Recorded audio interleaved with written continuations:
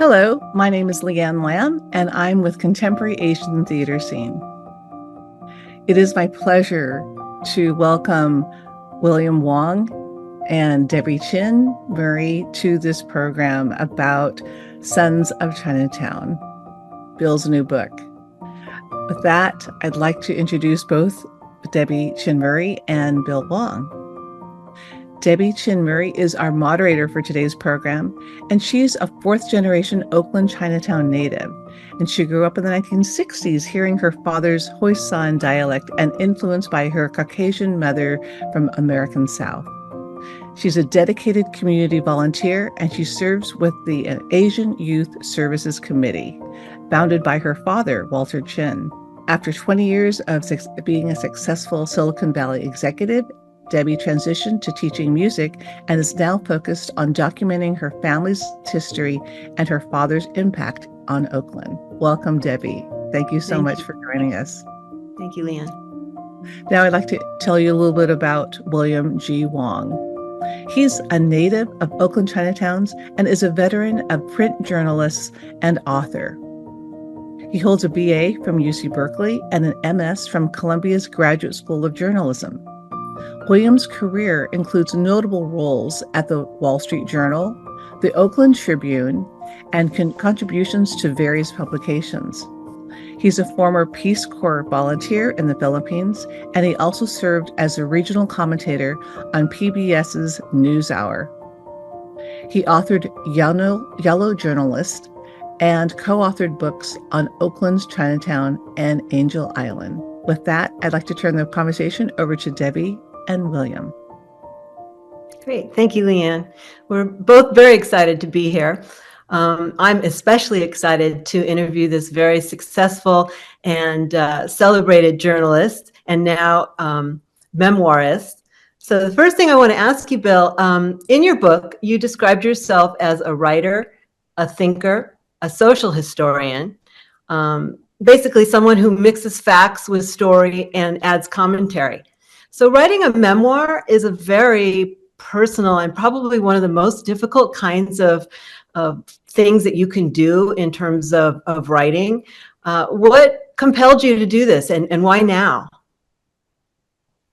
Well, the immediate reason goes back to 2011 when my wife and I host our family's annual Chinese New Year celebration for our extended family that can be as many as 35 people. And I remembered at that time that the next year, 2012, would be the centennial of my father's coming to America from China, 1912. I felt that many members of my extended family did not know him or barely knew him when they were young because he died in 1961. So I wanted to tell his story to my family. So it started as a family history, and I made a foolish promise of saying the next year on the centennial, I would have something for them. But I realized that in that interim year, that I was not ready to really tell his story because the further I got thinking about the project and doing some preliminary research, I needed more time. So that was the real reason for me to begin this project that was really for the family at first. But the more I dug into my father's story and thinking about my own life story, I came up with the idea of basically a dual memoir, my father's story, my story coupled with it, and sort of what it meant as an American immigration story that is very little told because I want to highlight the Chinese Exclusion Act and its impact on a specific family, my father's as the clan leader, and the experience going through Angel Island, the paper son, paper daughter phenomenon, what Chinatown families had to do to survive the Great Depression. And then gradually, as the Exclusion Act was repealed, how my father's generation and my generation differed in terms of our American cultural experience, and finally how me, my sisters, our children and grandchildren have gradually moved into the American mainstream. So I really call it sort of an illegal immigration success story. I love that. Well, you did mention in your book the psychological effects of the CEA. And I know from my personal experience that our Toisan parents, they pushed us to work harder and smarter so that we could shine and bring respect to the family and to Chinese Americans in general. How did these expectations, sacrifices, and immigration experiences affect your life decisions? And does your family history, does that affect you as an Asian American? Well, all of that, yes, because back to our Chinatown experience, because from the time I was born in 1941, I was the seventh child of my father, sixth of my mother. And we had been in Oakland, Chinatown as a group starting in the 1930s. I came along in 1941. My father brought his three China-born daughters and his wife in 1933. So we all settled in Oakland's Chinatown. So at that time, I didn't think of anything other than the fact that I was a Chinatown Chinese, and really didn't know anything about the Chinese Exclusion Act when I was growing up. But as I was going to Lincoln School, which is the public school that served Chinatown children, I began learning English the way that my father, a generation earlier, had gone to Lincoln School to learn English for the first time. And many of my sisters and I went to Lincoln. That was our Americanization institution. That was how we began to kind of seamlessly move into the American mainstream, even though we were socially segregated in Chinatown. So this whole idea of being in the Chinatown bubble, which really was a very comfortable, safe, secure place. It didn't stress us out at all, other than, as children, you play on the streets. As children who worked in family businesses, we helped our families survive the social segregation. But as we learned English, and for some of us, we began losing our Hoisan dialect, which is the dialect of our father's village. I personally simply got used to and loving learning the English language, reading the Oakland Tribune sports pages, picked up a novel or two along the way when I was in my teens. So that was really the beginning of my cultural separation from my father, even though we shared a Chinese ethnic identity in Chinatown. So I had a kind of a dual, almost a competing struggle with recognizing who I was.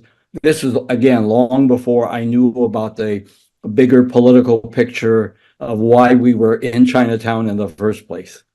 I think a lot of it might have been our parents' way of protecting us, maybe, from that, so that we didn't feel that discrimination. We didn't carry their burden, which is, I feel, why it's important now for us to talk about these things that you're talking about in your book. So outside of the Chinese bubble, Oakland Chinatown bubble, you thrived. You did well in high school. You became the editor-in-chief at the Daily Cal, and a very storied career.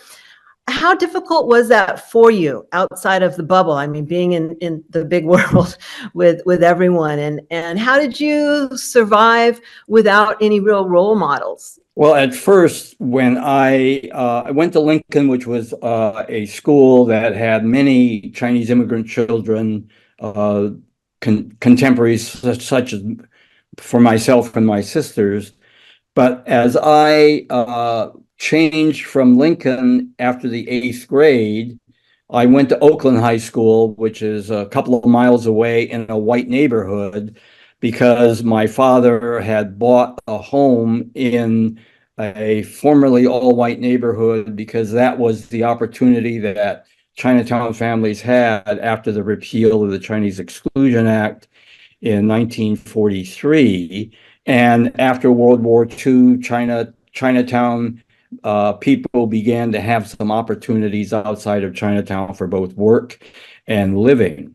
So when I went to Oakland High School as a ninth grader, there was a small group of Chinese American kids, some Black and some Latino. We call them Mexican students in those days.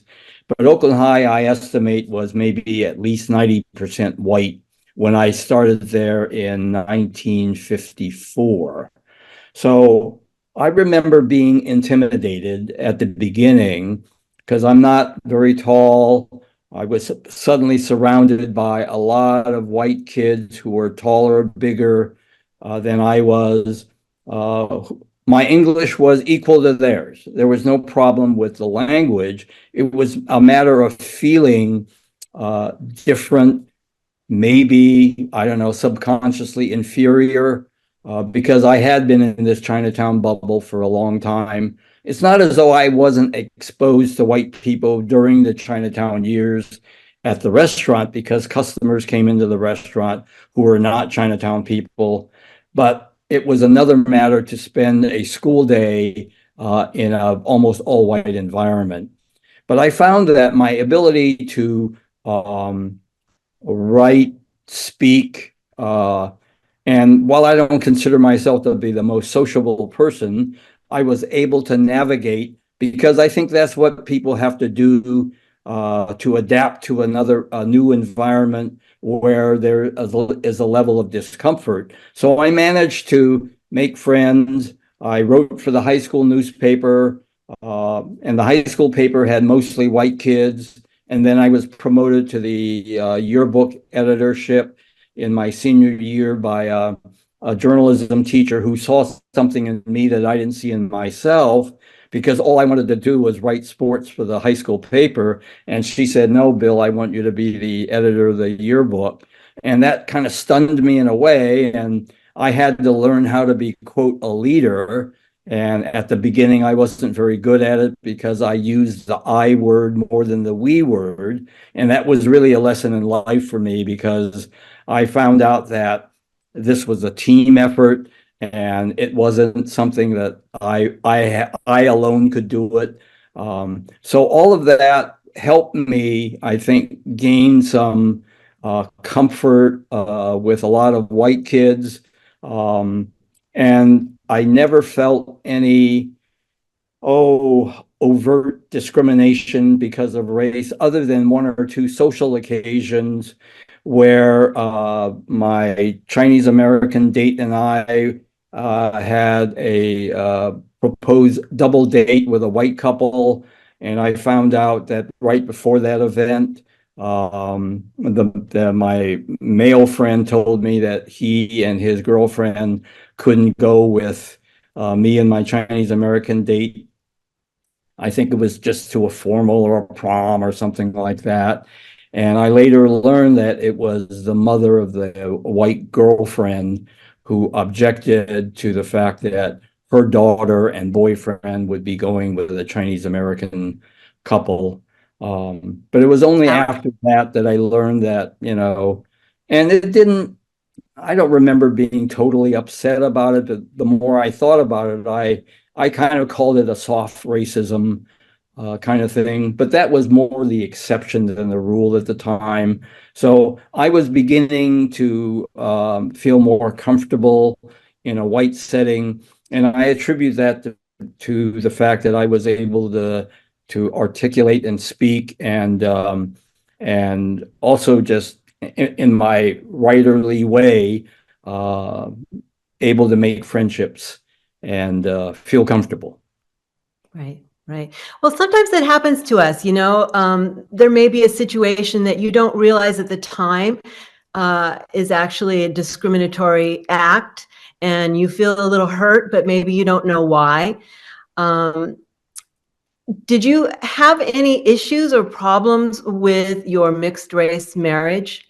I know that you married only a year after the miscegenation laws were repealed. Right. So tell me about that. Tell me about your mixed race marriage. Right. Let's the setting is this. In the mid 1960s, I joined the Peace Corps as a way of sort of finding myself, as well as wanting to um, avoid the draft. And it really wasn't, joining the Peace Corps did not mean I was exempt from the draft, but the timing was such that I was able to apply for the Peace Corps in the mid 1960s.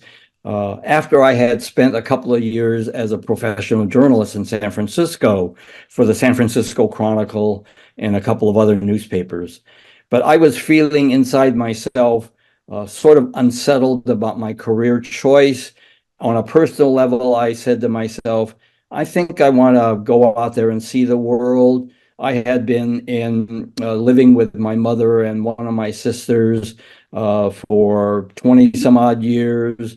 So the combination of a personal wanderlust as well as wanting to serve my country in a peaceful way got me to the Peace Corps in the Philippines. I served a couple of years at a high school in the southern island of Mindanao, where I also learned more deeply about, in my sort of eternal search for identity. I was in a country that was an Asian country that had a small Chinese minority that I learned when I was there was not very well liked, because the Chinese in the Philippines at the time I was there was not a well-liked group, because the stereotype was the Chinese owned the local economy, and that was upsetting to some Filipinos. Again, I didn't know that until I got there, but I confused them because I spoke like an American. I looked like a Chinese. So here we go, right? So this even deepened my confusion about who I was. Anyway, I was there for a couple of years. And then in 1966, a new group of 4 women Peace Corps volunteer secretaries were coming into Manila. By that time, I had transferred to Manila to extend my service in the Peace Corps. And one of them, all of them were 4 white women.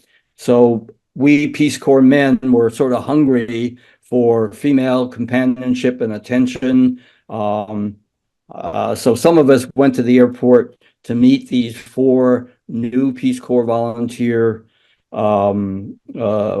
secretaries. One of them was a young woman from New Jersey by the name of Joyce Ann Mendy.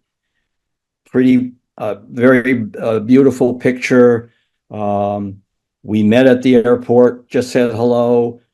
I didn't feel a special connection to Joyce because as she worked at the Peace Corps headquarters where I was, we became friends, loved to gossip with one another, exchange witticisms. She had a wonderful sense of humor, sort of a New Jersey witticism that was more advanced than my West Coast California clumsy sense of humor, but we got along as friends. We went out on group dates because it was difficult to date one-on-one. And somewhere along the way, she made a move on me, and that really blew me away. I don't want to say any more about that because the details are in the book. But anyway, we soon became a couple, and eventually we got engaged and got married in 1968 when we came back from the Philippines. And that was quite a revelation to my mother. By that time, my mother was a widow. She and I were in not great communications with one another for some obvious reasons, cultural reasons, and language reasons, because by that time I was fully invested in my English language world. She spoke some English, but she was not all that comfortable in even talking on personal terms with me. I was, her favorite son because I was her only son. So she wanted me, I know she wanted me to marry a Chinese girl.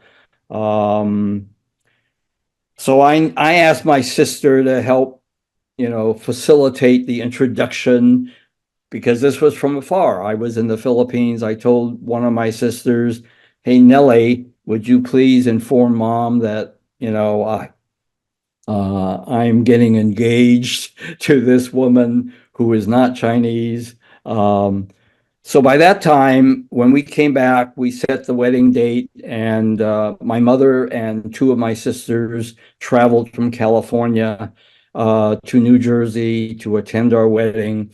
And there really wasn't anything on the surface on both sides of the family because her family welcomed me.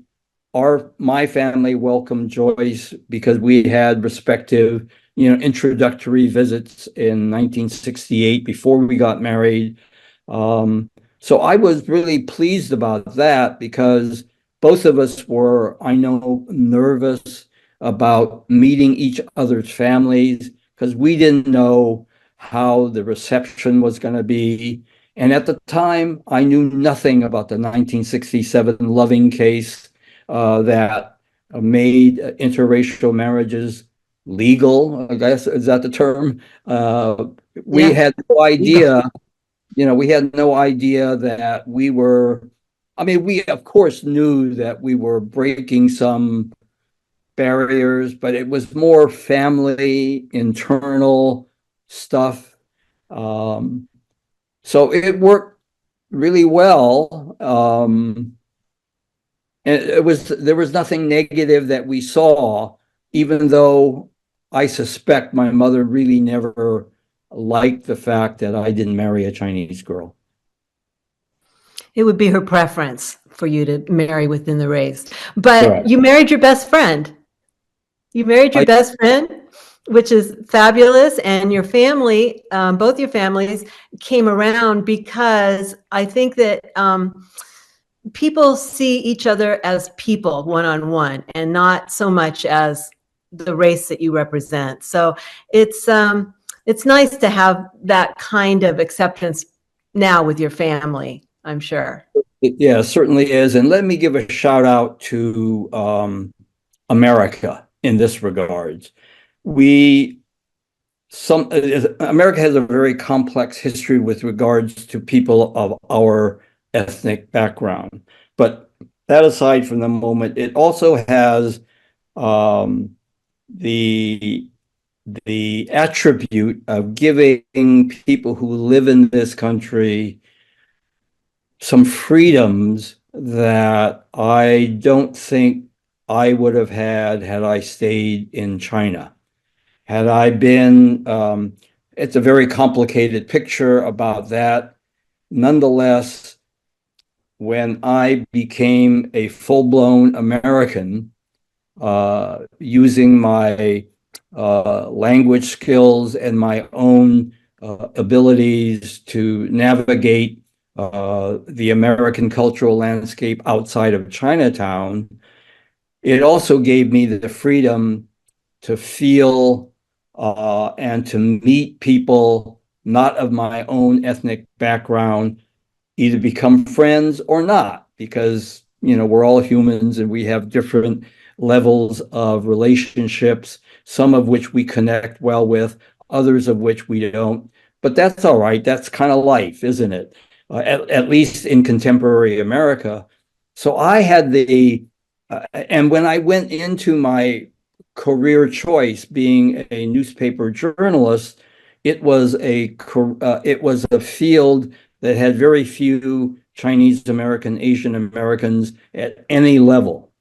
So I was in that setting, I was kind of alone, needing to prove that I could meet the standards of a newsroom, whether in San Francisco or later with the Wall Street Journal in Cleveland. So that was one aspect. But when I also had social relationships with the with the opposite sex, it was a matter of whether we were compatible, got along, socially got along. And Joyce and I happened to get along quite well. As I said, as friends, I thought she had her eyes on some other white, handsome, taller male Peace Corps volunteers, and that was all right with me. But she was the first one to make the move, so I said, well, why not, right? And here we were in our early to mid-20s in the foreign country. We got along fabulously. We had other Peace Corps friends, and gradually, as I said, we met one another's families, and that was really good. So it is a shout out to the fact that in America, we still have that capacity and a level of tolerance of meeting people from different backgrounds, becoming friends with them and or colleagues, whatever the case is, and maybe even people we love. Well said. Very well said. Joyce was from the East Coast, New Jersey, I think you said, right? Right. So she probably didn't grow up with a lot of Chinese people. And I'm wondering, because you wrote such great articles on Chinese America, on Asian America, how supportive was she with your work? And did you have to explain things to her to have her understand your background, your situation? I mean, that must have been difficult to navigate all of that and get her support with your work. Very intriguing question. Something I'm still trying to work out even after the fact of her passing a couple of years ago. And I'm still amazed that she was able and I was able to sort of coexist in sort of a dual cultural universe without it being divisive. In fact, she knew very few people of Chinese descent when she was growing up. She told me that the only Chinese people she saw were at the Chinese restaurant in her small suburban New Jersey hometown. So that didn't surprise me that number one, her suburban town had a Chinese restaurant because Chinese restaurants are everywhere. But she never knew that. And when she was growing up, she grew up in basically a white environment, grew up as a Catholic, but wasn't a devout Catholic. She went to Catholic school with her mother and siblings.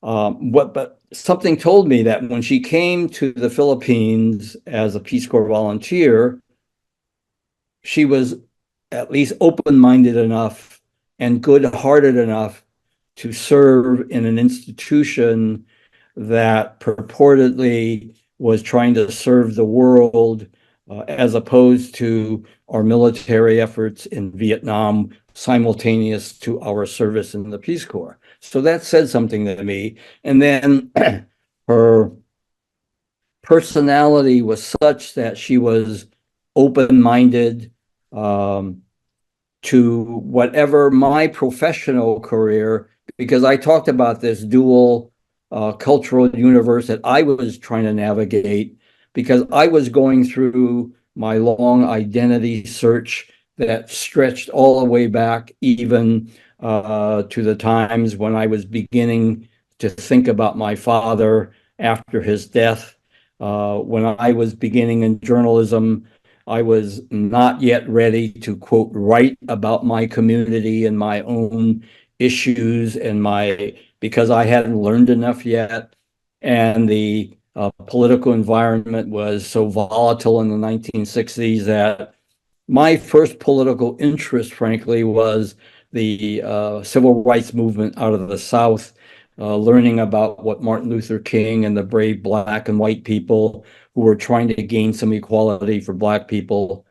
Again, I didn't know anything about the Chinese Exclusion Act and the injustices that had been done to my own people. But as I was going through that process, and then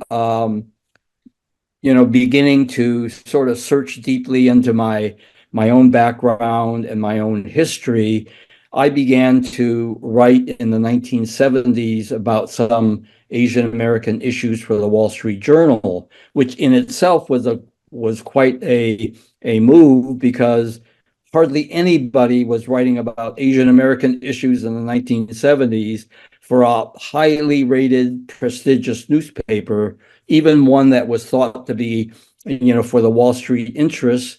But if you read the Wall Street Journal, it really had a lot of articles that were broadly appealing across the political spectrum. So I was beginning to write about issues that were near and dear to my heart. And as I was doing that, Joyce never said anything to me that indicated that she was uncomfortable with that, because she was beginning to integrate herself into my family. And remember, I had 6 older sisters that she almost seamlessly began to be part of. I remember her organizing my sisters in some feminist chat groups it was a chat group in those days, but it was simply meeting in one of our homes, maybe our home, and start talking about the feminist ideal, because that was, as we should know, the history of the 1960s civil rights movement spawned all these other liberation movements, including the women's movement, the Asian American movement, and other LGBTQ movement, and all of these things. So Joyce was able to organize a white woman from New Jersey, my Chinatown-based sisters, and they got along quite well. And I was so heartened by that when she knew that I began writing about my own community, it didn't bother her in the least. And we really didn't talk about it that much, to be honest with you. Because it wasn't as though there was tension between the two of us, as I was focused on my Chinese American, Asian American identity, while she obviously is not of the same background, but she was able to really learn about my background as I was actually a little bit more familiar with hers in a general sense, because as I was moving into the white mainstream, we who do that, and you might understand this yourself, although you being a Hapa, I would love to hear your perspective on that. We already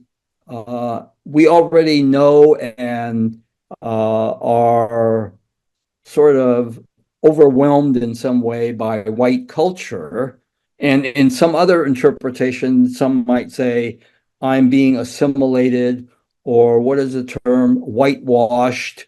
These were all negative terminology that was prevalent when I heard about them when I was in my 20s and 30s. But for me, it was sort of a natural flow. And maybe some of my Chinatown mates whom I lost contact with might see me as a race traitor, traitor. But I was comfortable in that world. But I never had an occasion where Joyce and I were in conflict at home over what I was doing professionally. What about culturally? How did you choose which aspects of your cultures to bring forward to your son? Oh boy. There is this cliche about either melting pot or the best of two worlds. I still am uncomfortable with that terminology because it is too simplistic, and it doesn't necessarily connote any nuance or subtleties. But it truly was a matter of, since I was the one more familiar with adapting to the white majority than she initially was, adapting to the yellow minority. But I attribute to her character and personality and good graces the willingness to absorb, to learn, not to be condescending. And she didn't, on a particular individual level, she was not overt about learning about Chinese culture, learning dialect phrases that even for me were beginning to be lost. But she was open to Chinese cuisine. In fact, when I met her, I was the one who introduced her to Mexican food, something neutral to the two of us that has some spiciness, because she was used to just bland cooking by her mother, who was a wonderful, loving woman of Slovak background, who cooked some Slovak dishes that I really appreciate eating when we visited her parents in New Jersey. So, but she was open to all of this. And so when we finally had Sam, our son, well into our marriage, we knew that there was going to be some interesting issues ahead, but we didn't obviously make that a big deal. We named Sam after my father's English Chinatown name, Sam. We also knew that we had ahead of us an interesting journey about how we would bring him up. And in my book, I do write a little bit about the fact that I didn't insist of being a kind of tiger father to force Sam to learn my native dialect, which, by the way, is only spoken in Chinatown as well as in the small area of Guangdong province. It is not Cantonese. It is not Mandarin. So for him to have learned our native dialect would have been totally useless to him, except maybe in a Chinatown restaurant. So I didn't insist upon that, because by this time I was well into the white world of journalism. She was beginning to have her higher education here in California. But where we were in Oakland, the San Francisco Bay Area, we happened to be lucky enough to live in an area that had so much experience by that time of people of different backgrounds living together. We may not have been the best of friends, but we were all able in public spaces to be mostly able to sit together at a restaurant or at a coffee shop or go to a grocery store or go to some public event like a movie theater or something other, without getting into overt racial reckonings or of any sort. So we were fortunate in being in this kind of environment, and given Joyce's open-mindedness, her sociability, her able to adapt to her new environment, the way I had been doing for many years, we just simply made it work. And neither of us insisted upon our own background on our son exclusively. Joyce was a much more attentive parent as to teaching Sam certain things. For example, Joyce, growing up in the New Jersey winters, would like to go ice skating on either some ponds that were natural or maybe to a rink. I never learned ice skating. I grew up in Chinatown, never learned how to ride a bike even, had a terrible experience learning how to swim. And my parents were so protective of their only son that they didn't want me to risk hurting myself. So as a kid, I was deprived of all these fun things that perhaps New Jersey suburban children learn. So Joy said, Sam, when she said to me and said, when Sam was about 3 years old, I'm going to take him ice skating. So he learned how to ice skate.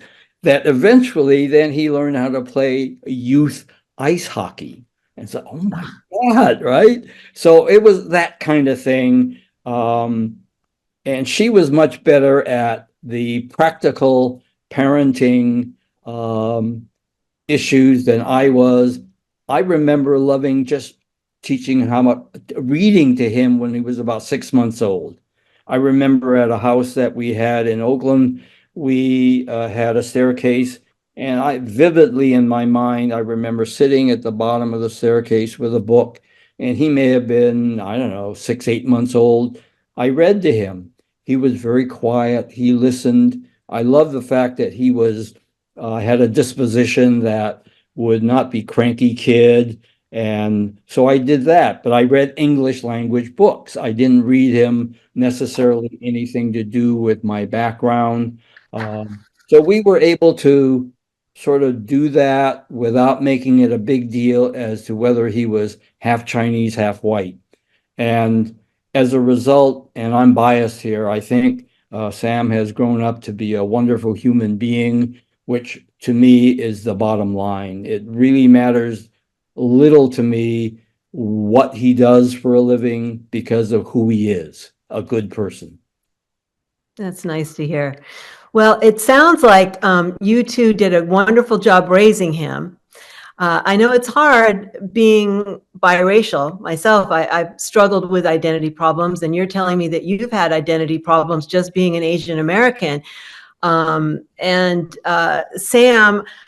you've mentioned that he also felt that he had the need to pick a race, which I think a lot of us feel pressured to do that. And it's kind of a difficult conundrum for me, because there really is no need to pick a race, but yet we feel pressured by external sources to just, well, what are you? I can't tell you how many times I've gotten that question. It's not only who are you, but what are you? And do you think that through this process of research and writing your family's memoir, do you think that Sam might be more connected now with his Chinese side? Well, the story I tell in the epilogue of the book, and I'm not going to go into great detail, but the essence of what I close the book with is to ask Sam how he feels about his own identity. This was on our trip in 2014. He and I went to my father's village, me for the second time, he for the first time. In 1994, I went with some members of my family to find my father's village on really just the pure roots visit. I hadn't at that time really gotten into thinking about writing my memoir. In 2014, it was purposeful that we went there because I wanted to go back to the village to see what stories about my father that I didn't hear 20 years earlier. So he went with me. He was by that time in his early 30s. I'm glad he came with me because he was my backup, my technology guru. By that time, I was in my early 70s. He was in his early 30s. I really needed his help because while I was mobile and cognitively fine, I still felt that it was really Joyce who insisted that Sam come with me.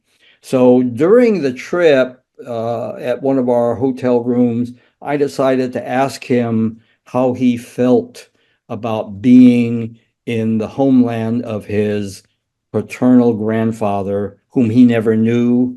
And he certainly knew of Chinatown in my experience because I had talked about it. He had read about it. But he, again, is part of his mother and part of me. And we never, along the way, were totally explicit again, about me insisting that he adopt more of his Chinese identity than his white identity. So the essence of what he told me was, Dad, I'm happy to be here to see where your father, my grandfather came from, but he had no particular emotional connection to China. The way I express myself, and, again, the epilogue will detail how I felt about that. But he said, my legacy begins with the two of you, because I'm part of you and part of Mom, as well as the fact that as he was a teenager in Oakland, he learned to socialize after his high school day.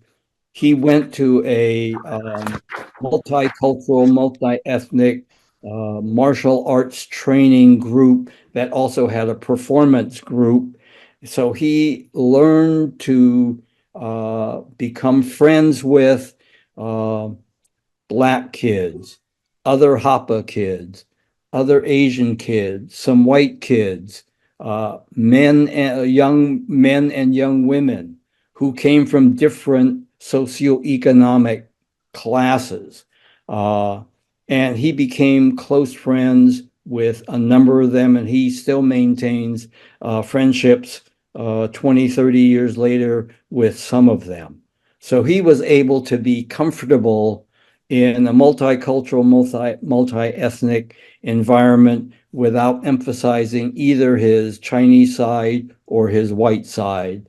And that, to me, here I'm going to sound kind of Pollyannish about it, but it's kind of, to me, the new America, where, as we all know, the country has gradually become, quote, browner. Now, maybe some people will object to that label, but it is no longer vast majority white. There are people from different racial, ethnic, cultural, linguistic, religious backgrounds who now make up the new America. It's not a perfect place, as we know. We still have a history of tremendous oppression and racism, institutional and individualized, that have been aimed at and targeted for all of us, people of color. We aren't perfect either, because we have our own issues with regards to how we feel, either within our own ethnic group or across ethnic communities. We still have a lot of work to do to become better people across many different backgrounds. But I think that we as a society will only get better if we learn about one another and have the patience and the will to learn about one another without being prejudicial, without being judgmental. Uh, I'm afraid part of the human condition is that many of us are not open-minded enough or willing to learn, or don't have the patience for learning about, because to me, human relationships take so much time on an individual level, just between, the standard binary relationship between a husband and wife, man and woman. That alone is complicated enough. And we have so many other different kinds of relationships. But again, I don't want to sound too idealistic and Pollyannish about it, but to me, my son and some of his contemporaries, and maybe you can even speak to this yourself, Debbie, you're a generation older than my son, about a generation younger than me. I do think that we in the Bay Area have been fortunate in that we have been on some cutting edges of creating what I call the new American, whereas many other places in America are beginning to adapt to this new model. Some people love it, other people do not. But that's where I think Joyce and I have been able to do our job to help Sam and some of his contemporaries live together without rancor. Oh, it's a beautiful statement, and I think that all of us want to integrate without assimilating. Our cultures are very important to us, so we want to keep those still close to our hearts. But yet, we want to accept everybody and be part of the big picture as well. And along those lines, Bill, how do you feel? You mentioned something about feeling authenticity or inauthenticity about being a Chinatown boy. Right. So can you talk about that? What makes you an insider? What makes you an outsider? How you fit in? Well, for the first 20 years of my life, I was a Chinatown Cantonese kid without thinking about it, because I knew nothing other than the fact that my sisters and I, my parents, were one group of one family within a Chinatown that was really like the bubble that I describe in my book. So we were comfortable, we were safe, we kids played in the streets, we heard a combination of Hoisanwa, the dialect, Cantonese, English, trifecta Chinglish.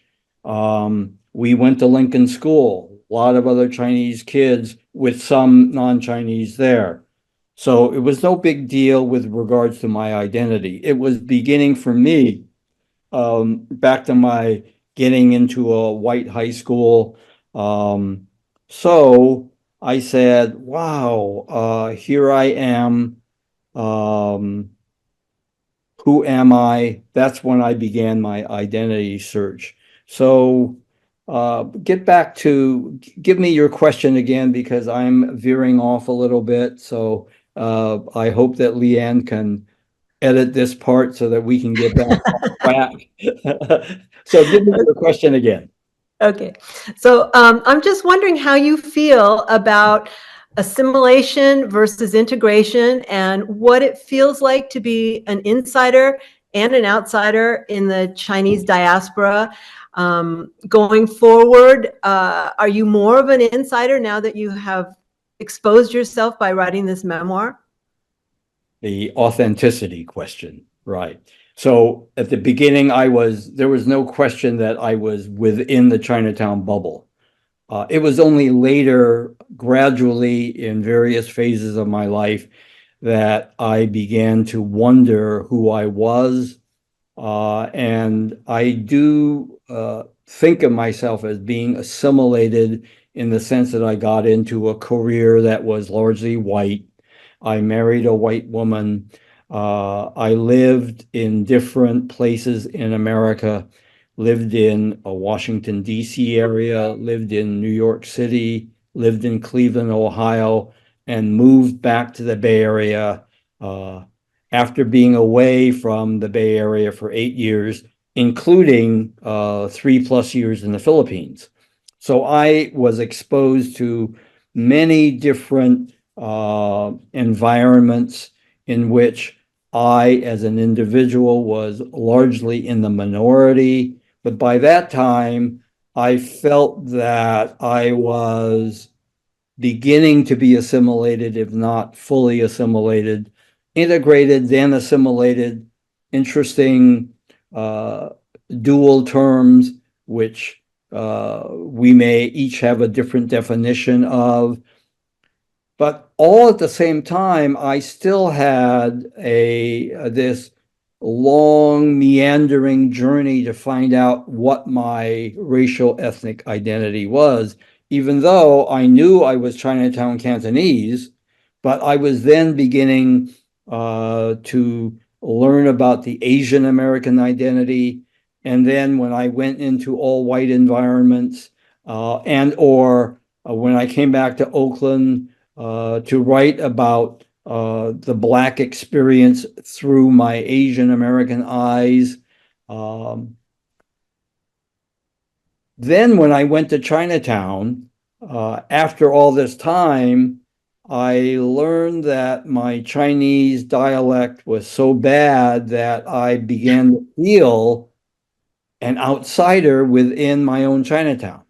because these things happen. For example, and I cite this in my book, my editor, publisher, and owner of the Oakland Tribune for many of the years I was there was a prominent African-American journalist by the name of Robert C. Maynard, who is a legend in American journalism for integrating what was a largely white male profession. And he and his wife began doing this sort of in the 1970s when I finally met him and he hired me at the Oakland Tribune. So he took me to lunch, very affable, arrogant, brilliant, charismatic, Black man with a wonderful smile, with a deep voice. You sort of were intimidated to be in his presence. I was so happy to go with him because he said, "Bill, let's go to Chinatown." I said, "Oh, that's my hood, right?"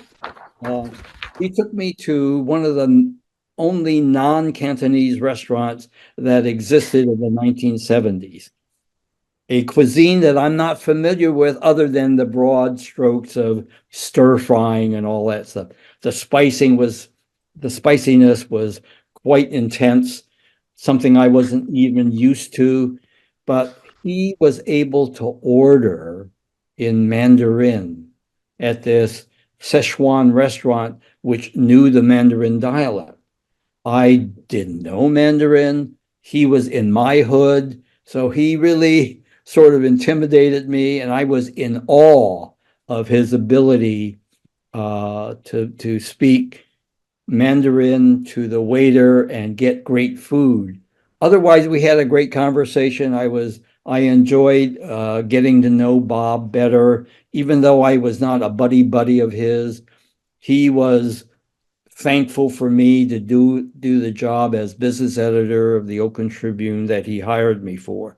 There have been other times, even today, when I go to Chinatown to shop or go to eat at a restaurant, I go there again without a lot of knowledge of my dialect, either the Cantonese dialect or the Hoisan dialect, because when I go there during the daytime, I see mostly elderly Chinese men and women. I go to shop a little bit, and in the shops, people do speak some English. I know that. But I sometimes inside myself am a little embarrassed and ashamed that I can't be more fluent beyond the few food items that I order, because beyond that, if they ask me a question or two, I'm sort of unable to respond in kind, and I simply have to nod my head. So it is, even today, somewhat embarrassing for me. So that's where I feel sometimes inauthentic in the way that I have some Chinatown related friends or Chinese American friends in Oakland who are fluent in at least speaking Cantonese. So I'm really jealous and envious of them because I think they can get a little bit more out of these daily interactions in Chinatown than I can. So that is somewhat a lifelong regret of mine, which maybe goes back to the feeling that I had in the 1950s when I was given the signal, and maybe my sisters were also given the signal. And I'd love to hear your point of view about this, that our root culture, language were unimportant, unvalidated, not within, not something that we should be proud of, because the pressures from the white environment, cultural and political environment, were such that we needed to change to become part of the larger white mainstream, because Chinatown in the days that I was growing up was almost nothing. We were, a term I've used before, visibly invisible. We were only there maybe for people to come to occasionally eat Chinese food, or in the days when my father was a lottery dealer, buy lottery tickets. Other than that, we were so tiny and unimportant. But so I began to move into the white environment, and now I sort of wish at some times I was more fluent in either my native dialect or learned more and more comfortable in Cantonese. Because even when I go to Chinatown today, the few phrases I use are a mixture of Hoi San Hua and Cantonese. And the people in the shops, they don't care. They'll get me my food items. But if I wanted to go a little deeper, it's a problem. I know, all those years in Chinese school, right? And this is where we are today, Correct. both of us. Correct. Well, my father always felt that the biggest ambassador for us as Guangdong Chinese people is our food. Culturally, what we bring to the table in our best light is the cuisine, the Cantonese cuisine. And I just want to talk a little bit before we run out of time about the lottery, because you had mentioned it. And speaking of multicultural Oakland, which it definitely was, even in the 1930s and 1940s when the lottery was at its height, the Chinese lottery was, number one, it was illegal. But our families ran it very successfully. And the people who participated were not Chinese people in terms of the ticket buyers. They were mostly multicultural Oaklanders from all different sorts of backgrounds, but yet the Chinese ran this. And from what I understand, up to 90% of the West Oakland Chinese, where my family is from, were involved in the lottery. And I would love to hear a little bit more. I know you talk about this in your book, so I don't want to give away too much because I find it a fascinating topic. But I'd like to know how you feel about that now that these kinds of discussions are able to be had. How do you feel about how this looks for your family and how you present this to Sam and your grandchildren? Is this something that needs to be discussed historically, or is this something that maybe we don't want to talk about just yet? No, absolutely. We should know about it. And I'm frankly very proud that my father was at the second tier of the lottery industry in the 1930s. He was a seller of tickets because above them were the big bosses, the owners of the companies that sold 15 or 20 brands of different tickets in Chinatown, Oakland, which was also affiliated in some broad way with other lotteries in San Francisco and other Chinatowns in the Bay Area. And the reason I'm proud of it is the fact that the lottery industry was the economic engine of Chinatown, especially during the 1930s when there was the Great Depression. And from what I can tell in talking to some descendants of my father's generation who were then young men, and in the case of my late sister, Lai King, she, as a new child in Chinatown, helped my father in the lottery selling business.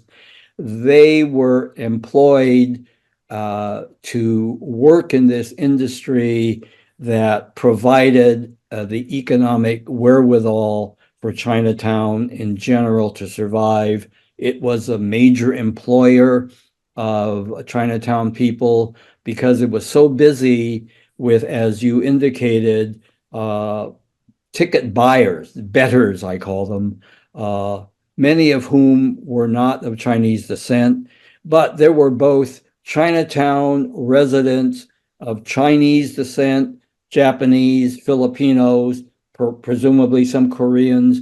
They bought tickets, men and women, but there were white people who came into Chinatown and Black people who by that time lived somewhat in West Oakland, perhaps served by your father's business.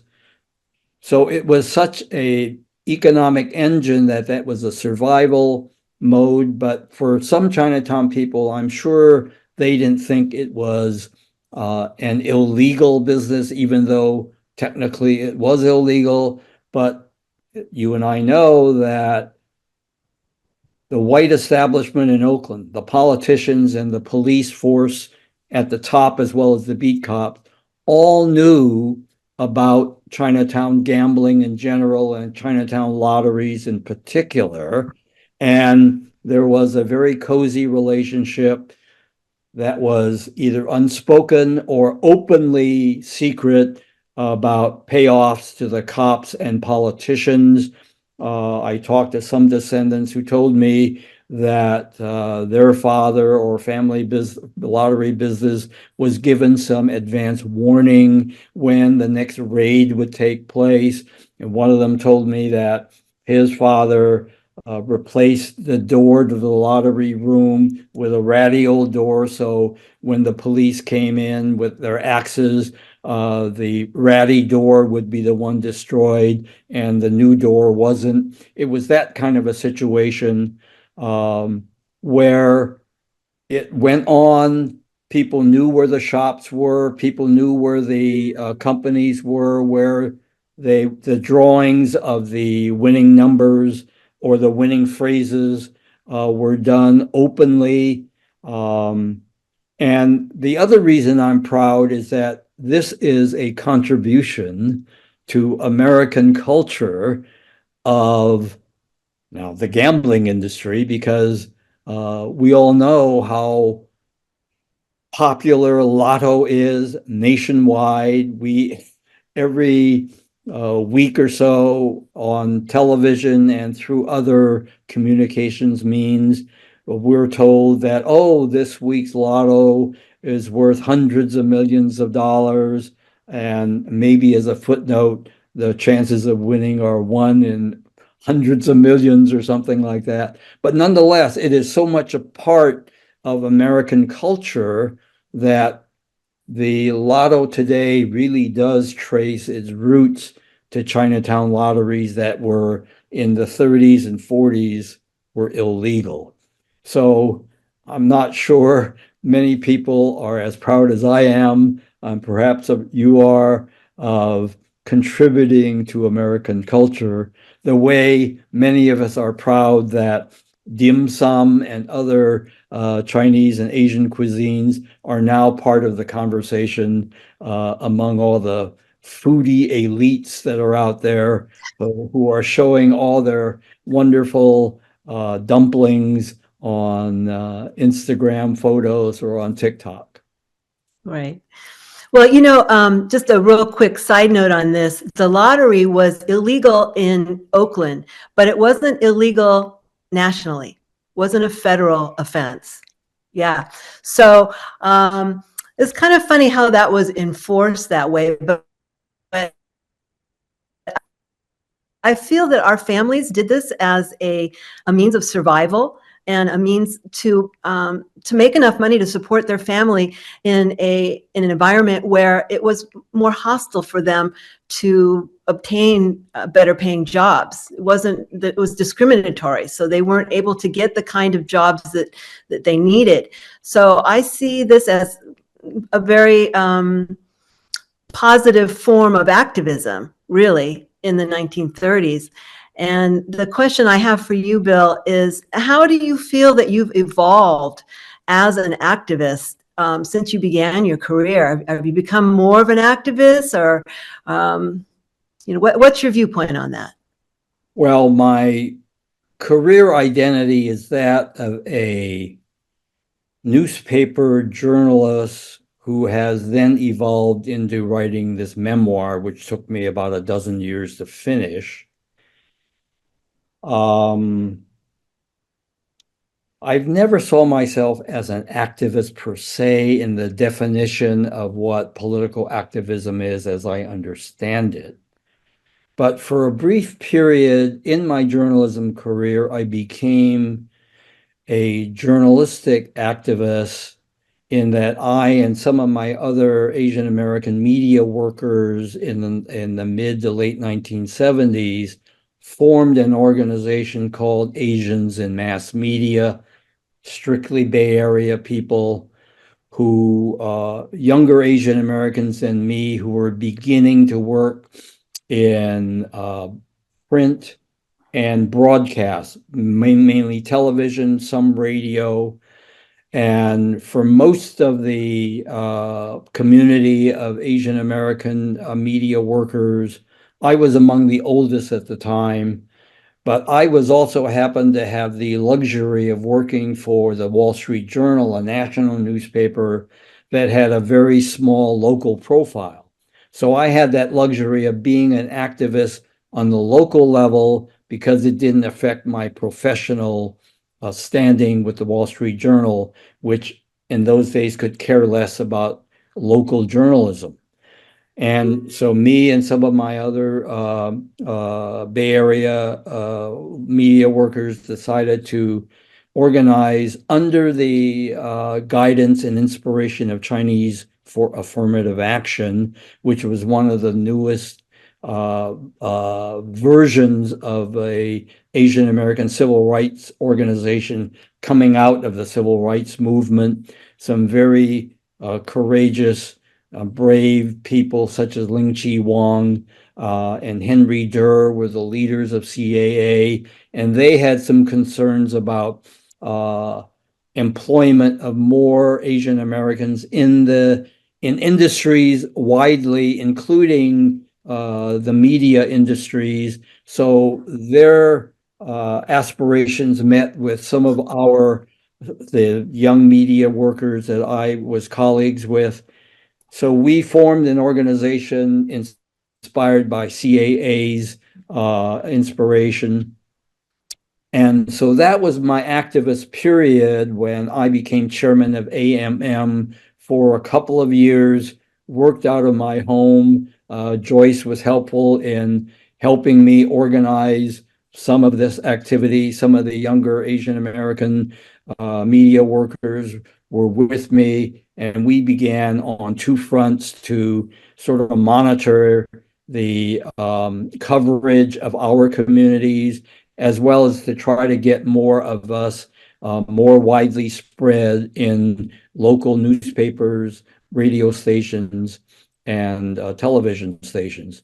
But that effort lasted maybe a couple of years, ran out of gas, didn't have much funding, but we inspired younger Asian American journalists, especially a guy named Bill Singh, who I met at Stanford. He heard about us. He invited me down to talk about AMM. That inspired him when he joined the LA Times in the early 1980s. So he and his Los Angeles colleagues of Asian descent decided to form the Asian American Journalists Association in the early 1980s that then grew national. And then I became affiliated with AAJA after AMM died, and I eventually became a vice president. I ran for office of the presidency of AAJA and didn't win.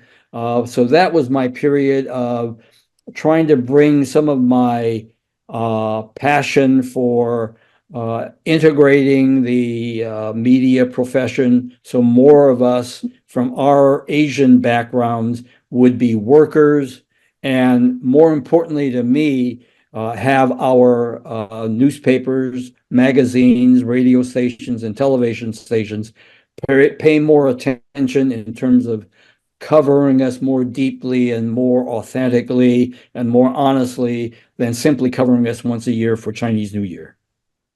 But that, well said. But I really do see myself as more of a writer, editor, thinker within the profession, with this relatively brief period of trying to get our industry to do better.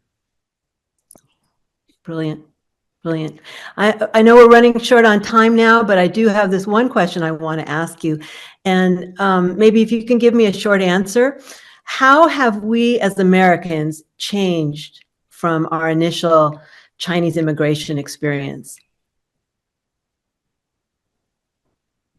We've changed in this regard. We, the what I call the Chinatown exclusion era Chinese, small group, of which I am now an aging member way beyond my prime, have moved from this tiny little place with a Chinatown identity into this more broad environment where we still don't quite know who we are and whether we belong, except, on my speaking only for myself, I am comfortable and secure in my confused ethnic, racial, political, cultural identity. I know that sounds contradictory, and what a mess that label is, but I know that I'm American by national identity because, as I relate in my book, I have traveled to China several times, traveled to Asia, gone to other countries, and I have not felt comfortable as I have here in the Bay Area. And even I have lived in other places in America, I have felt slightly less comfortable in those places. I'm blessed that I'm here in the Bay Area. I don't want to say we are a perfect place, but here at least there's a chance for us to, live peacefully and with dignity with one another, despite our human instincts to be judgmental, prejudicial, and unwilling to learn and unwilling to be open-minded. There are enough of us here. So that for me is the great change. We are so many now in terms of our roots, people who can trace their roots for many places in Asia.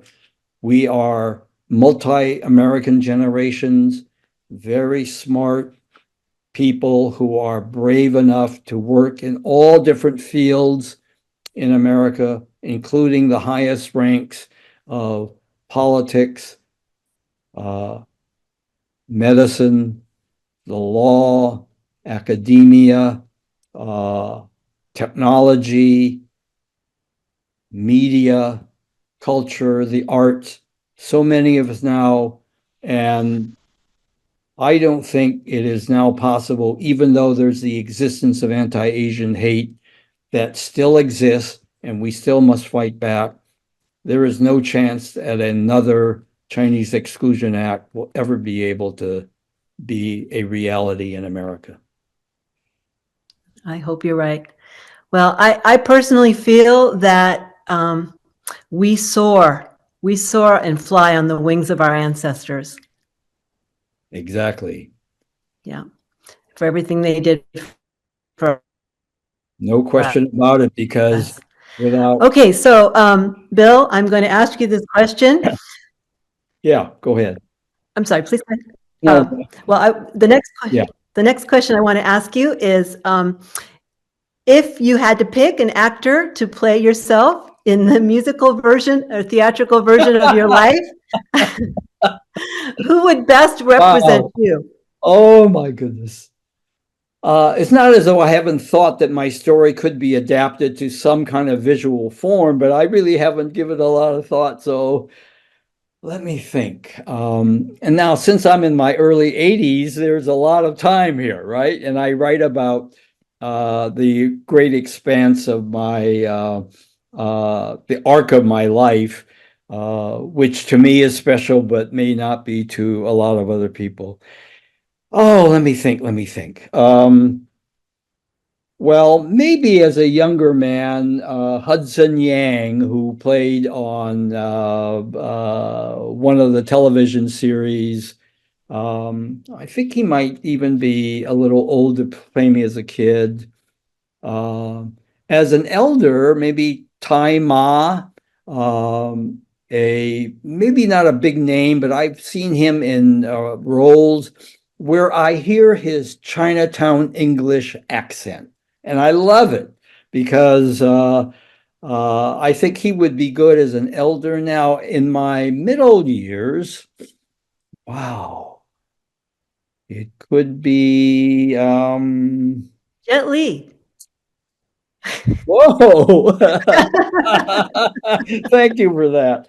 Oh, there's a man named Daniel Wu, who is Berkeley born. I read about him. He had to go to Hong Kong to really expand his acting opportunities. He was in some kind of a kung fu fantasy series. I forget the name of it.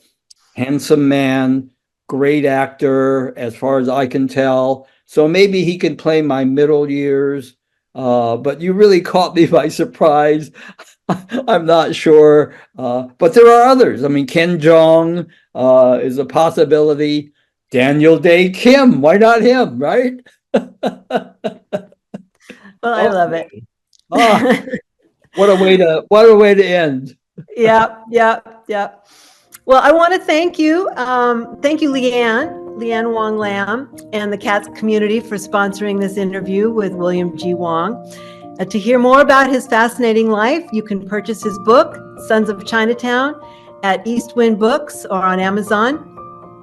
And finally, in tribute to our combined years at Cantonese Chinese school, I'd like to say in my very limited Cantonese, Ji Sin San, Da Jia Sai, which is Mr. G, thank you very much.